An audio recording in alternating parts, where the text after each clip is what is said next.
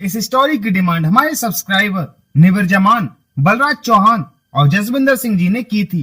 तो चलिए इस स्टोरी पर चलते हैं।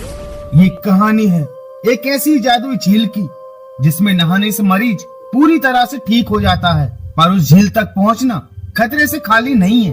पर उस झील तक पहुंचने का फैसला किया अनिल और सुधा ने, क्योंकि वो अपने बेटे जय को बचाना चाहते थे। उसे ब्लड कैंसर था और उसके पास सिर्फ एक हफ्ते का टाइम बचा था। उसका बचना नामुमकिन था, पर एक औरत के कहने पर दोनों ने अपने बेटे को बचाने के खातिर उस जादुई झील तक जाने का फैसला किया। क्या सुधा और अनिल बचा पाएंगे जय को?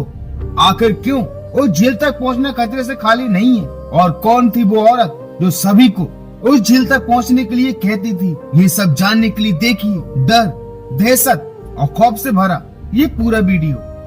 एपिसोड की शुरुआत होती है और हम सुधा और अनिल को देखते हैं। वो काफी दुखी थे क्योंकि डॉक्टर ने उनसे ये कह दिया था कि जय का बचना संभव नहीं है। शायद सिर्फ एक हफ्ता ही बचा है उसके पास।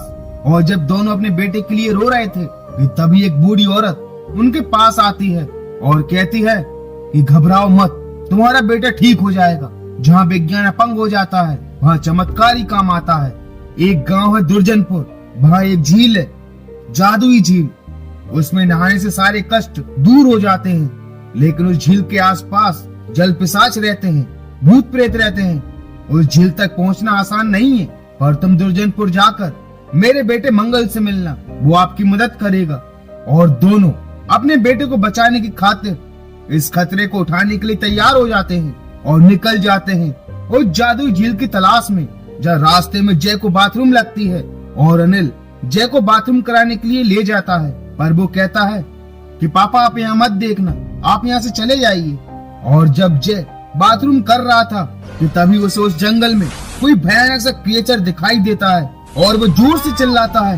और उसकी आवाज सुनकर जब अनिल और सुधा वहाँ आते हैं तो उन्हें भी वो क्रिएचर दिखाई देता है जो असल में एक जल पिशाच था जिनके बारे में उस बूढ़ी औरत ने बताया था। और तीनों वहाँ से भागते हैं और रास्ते में उनकी कार का एक्सीडेंट हो जाता है और तीनों वहाँ से पैदल ही आगे बढ़ते हैं और एक गांव तक पहुँच जाते हैं, जहाँ वो दो लोगों से पूछते हैं कि भाई साहब हमें दुर्जनपुर जाना है। जहाँ वो कहते हैं कि आप दुर्जनपुर में ही हैं, पर आपको जाना किसके यहाँ है? जहाँ वो बताते हैं कि हमें मंगल से मिलना है, वो हमें जादुई झील तक पहुँचाएगा। हमारे बेटे की बचने की आखिरी उम्मीद बस वही झील बची है। और मंगल और उस झील का नाम सुनते ही दोनों कहते हैं कि नहीं नहीं, यहाँ कोई मंगल नहीं रहता और न ही यहाँ कोई जादुई झील है। आपसे जरूर किसी ने मजाक किया है। पर दोनों किसी भी तरह उस मंगल को ढूंढना चाहते थे और तीनों निकल पड़ते हैं उसी खौफनाक और डरावनी जंगल से मंगल को ढूंढने के लिए। पर सुधा कहती है कि हम गलत तो नहीं कर रहे, आगे पता नहीं हमारे साथ क्या होगा। पर वो अपने बच्चे को बचाना चाहते थे और एक उम्मीद के साथ दोनों निकल पड़ते हैं। डरे सहमे वो उस जंगल में बढ़ते जा रहे थे और तभी सुधा को वो बूढ़ी औरत दिखाई देती है और वो कहती है कि अनिल, मीना जी यहाँ पर है। पर अनिल को कोई दिखाई नहीं देता और वो इसे उसका वहम मानता है। और थोड़ा और आगे बढ़ने पर उन्हें एक लाइट दिखाई देती है और वो उस घर की तरफ निकल जाते हैं और काफी आवाज भी लगाते हैं कि शायद कोई मंगल का पता बता दे। पर काफी आवाज लगाने के बाद भी कोई बाहर नहीं आता। पर तभी एक आदमी बाहर आता है और वो मंगल ही था, जो कहता है कौन हो तुम और इतनी रात को यहाँ क्यों आए हो? जहाँ वो बताते हैं कि हमें मीना जी ने यहाँ भेजा है। उन्होंने कहा था कि उस जादुई झील तक पहुँचने में मंगल तुम्हारी मदद करेगा। देखिए हमारे बेटे को बचा लीजिए, वो जादुई झील ही हमारी आखिरी उम्मीद है। जहाँ मंगल कहता है कि आपके लिए मैं अपनी जान खतरे में क्यों डालूं। जहाँ सुधा कहती है कि आपको जितने भी पैसे चाहिए आप ले लीजिए, पर हमारी मदद कर दीजिए। जहाँ वो कहता है ठीक है, 5 लाख लगेंगे और मैं सिर्फ आपको उस झील तक पहुँचने का रास्ता बताऊंगा।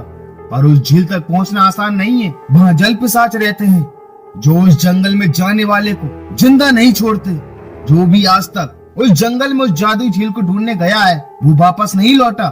जब सुधा कहती है कि हम अपने बच्चे को बचाने की खातिर कोई भी खतरा उठा सकते हैं, जहाँ मंगल कहता है तो ठीक है, लाइए सगुन के पैसे।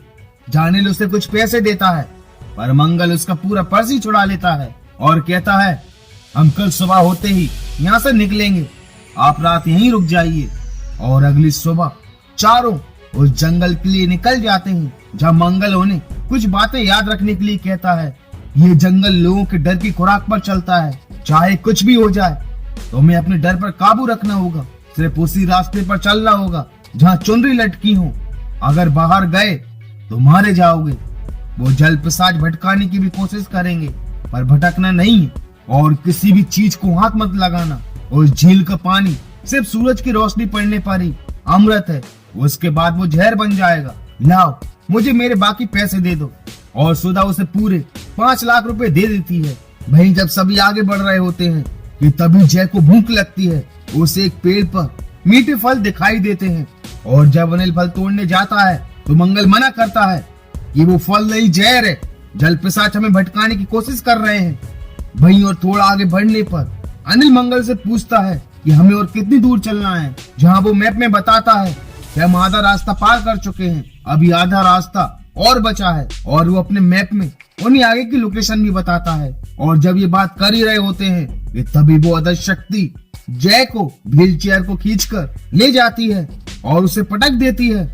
और वो देखता है कि उसके सामने एक भयानक सा दिखने वाला कोई आदमी खड़ा है। तो वो जोर से चिल्लाता है, जिसकी आवाज सुनकर सभी जय के पास भागते हैं, जहाँ जय कहता है कि मैंने एक भयानक से आदमी को देखा। जहाँ मंगल पूछता है कि क्या उस आदमी की आंखें हरी थी, जहाँ जय कहता है कि हाँ। जहाँ मंगल कहता है कि वो जल पिशाच था, हमें जल्द से जल्द उस झील तक पहुंचना होगा। पर सभी काफी थक चुके थे और थोड़ा आराम करने का बोलते हैं। जब मंगल कहता है ठीक है, आप कुछ देर आराम करिए, मैं अपने नक्शे और लाठी को लेकर आता हूँ। और यही हमें पता चलता है कि मंगल भी एक जल पिशाच है।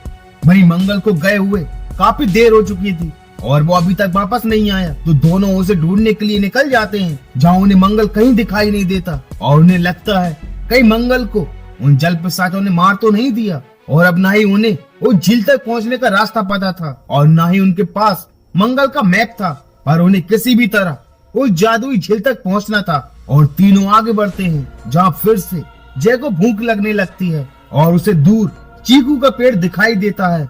और वो अनिल को चीकू तोड़ने के लिए बोलता है, पर अब अनिल से जय की ऐसी हालत नहीं देखी जाती और वो चीकू तोड़ने के लिए चला जाता है।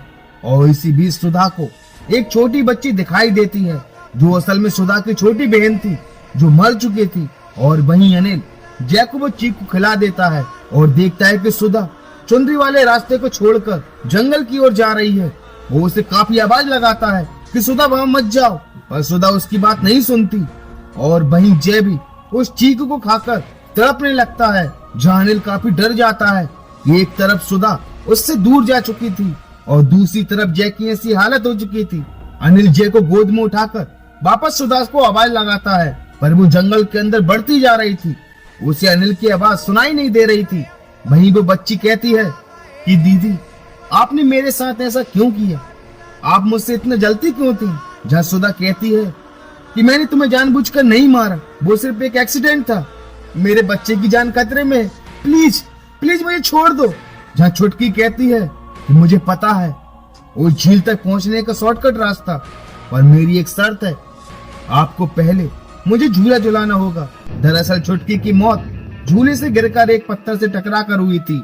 और वो कहती है कि दीदी, अब आपकी बारी। और सुधा भी झूले से गिरकर उसी तरह मारी जाती है। और तभी सुधा वापस से अनिल और जय के पास आ जाती है और कहती है कि वो छलावा मुझे भटकाकर मारना चाहता था, पर किसी तरह मैं उससे बचकर आ गई। मुझे पता है उस झील तक पहुंचने का एक शॉर्टकट रास्ता, चलो मेरे साथ। और वो जय और अनिल को अपने पीछे जंगल की ओर ले जाने लगती है और आगे जाकर वो उसे अपना असली रूप दिखा देती है। वो भी एक जल पिशाच बन चुकी थी। और अनिल तुरंत जय को लेकर वहां से भागता है। वहीं अब शाम भी होने वाली थी और उसे किसी भी तरह जय को लेकर उस झील तक पहुंचना था। और वो एक पेड़ पर चढ़कर देखता है, जहाँ उसे झील कुछ ही दूरी पर दिख जाती है। और जब वो नीचे उतरता है तो जय वहां से गायब था और वो उसे ढूंढने लगता है। और तभी उसे दिखाई देता है कि सुधा जय को लेकर बैठी है, जो कह रही थी कि जय भी मेरे साथ जाएगा। और अनिल एक बड़े से पत्थर को उठाकर सुधा को मारता है और वो गायब हो जाती है। और तभी काफी सारे छलावे भूत प्रेत जल पिशाच उन दोनों को घेर लेते हैं और उसे मारने की कोशिश करते हैं। पर तभी अनिल को मंगल की बात याद आती है कि अपने डर पर काबू रखना होगा और हिम्मत करके वो वहां से भागता है और फाइनली उस झील तक पहुंच जाता है और दोनों सूरज के डूबने से पहले ही उस झील में डुबकी मार लेते हैं और जय पूरी तरह से ठीक हो जाता है। जहां हमें मंगल और मीना भी दिखाई देते हैं जो एक जल पिशाच थे। पर अफसोस की बात तो ये थी कि अनिल सुधा को ना बचा सका और जब डॉक्टर जय की रिपोर्ट्स देखता है तो वो पूरी तरह से सुरक्षित था। उसे ब्लड कैंसर की बीमारी थी ही नहीं। वहीं मीना निकल पड़ती है अपने अगले शिकार को ढूंढने के लिए और इसी के साथ जादुई झील इस एपिसोड का दी एंड हो जाता है।